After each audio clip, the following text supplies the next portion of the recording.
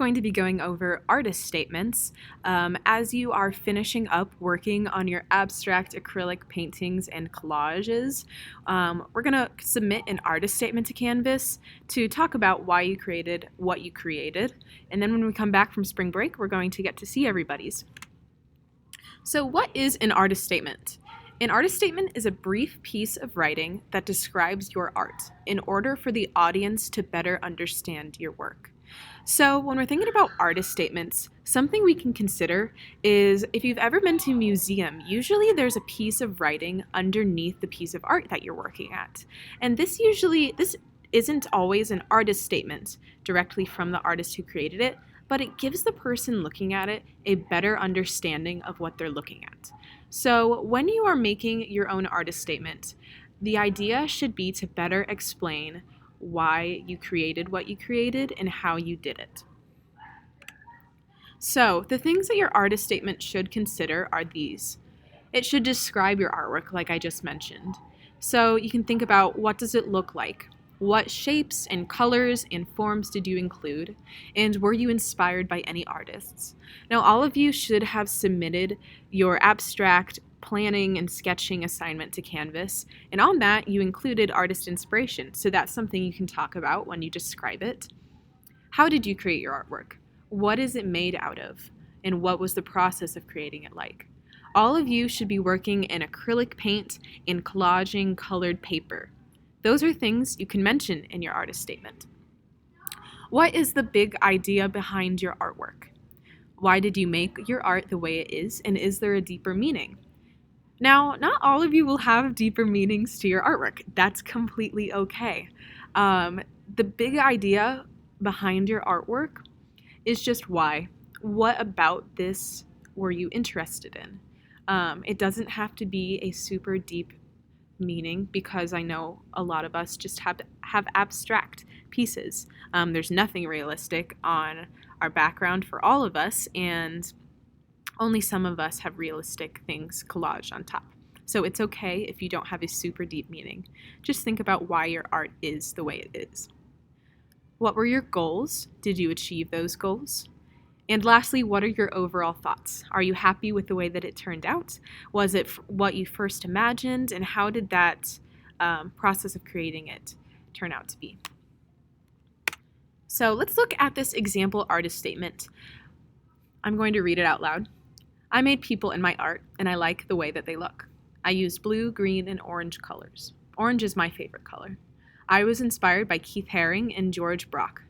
I think there's a lot going on in my artwork. Even though it wasn't my original plan, I feel happy with it. So this is a pretty short artist statement. I asked the question, is this good? Because there is a lot of room for improvement in it. There are some pretty vague and non-descriptive sentences that are really short too. So let's look at this other example that will show us how to make this better. I was inspired by the work of Keith Haring and George Braque to create this abstract acrylic painting and collage. I was interested in the different lines and shapes in Braque's cubist artwork and wanted to incorporate that into my own painting. I began by drawing intersecting lines to create organic shapes, then painted each of those shapes with different colors and patterns. The moving figures, in the style of Keith Haring, are interacting with those painted shapes. My background was painted using cool colors such as blue and green, so that the warm colors used in the collaged people could be emphasized, those colors being orange and peach. There are purposely a lot of shapes, colors, and patterns in my artwork. The figures could resemble myself in the busy atmosphere of life that I'm currently living in. The figures jump out of different shapes and are running or dancing in others. The goal was to create some sense of organized chaos, or the feeling that the figures in this piece are stuck in and behind the shapes, trapped in the painting. I feel happy with the way that it turned out and how the colors complement each other. So this artist statement is better than the one we previously looked at because it goes into depth. Instead of just mentioning the two artists that this person was inspired by, it explains what specifically they were inspired by. So George Brock, it mentions the Cubist artwork by him and the different lines. So it's talking about his style. And then it says that the people are what they're taking from Keith Haring. Another thing that this artist statement does better than the previous one is that it says what materials they're working in and how the art was created. It doesn't just say, if I'm going back, I made people in my art. I like the way it looks. But it says that they used acrylic paint and collage materials, that they drew intersecting lines to create the shapes and then painted each of those shapes.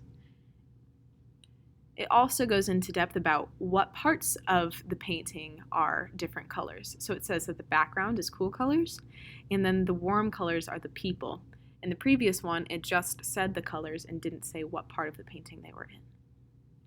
And then the last part of this artist statement explains what the big idea of it is. So it was to create a really busy, hectic kind of painting, that they wanted organized chaos. And this one specifically said the goal was to create. That's something you can do in your artist statement too, if it helps guide your writing. So, what you should submit are 6 to 12 complete grammatically correct sentences, and it should be an artist statement that explains what, how, and why behind your artwork.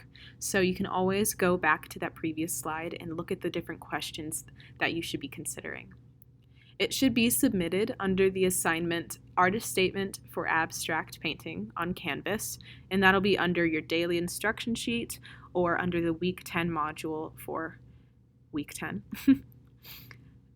And it should be submitted as a text box entry. So you're just going to type this directly into Canvas. This will be due by the end of the day on Friday.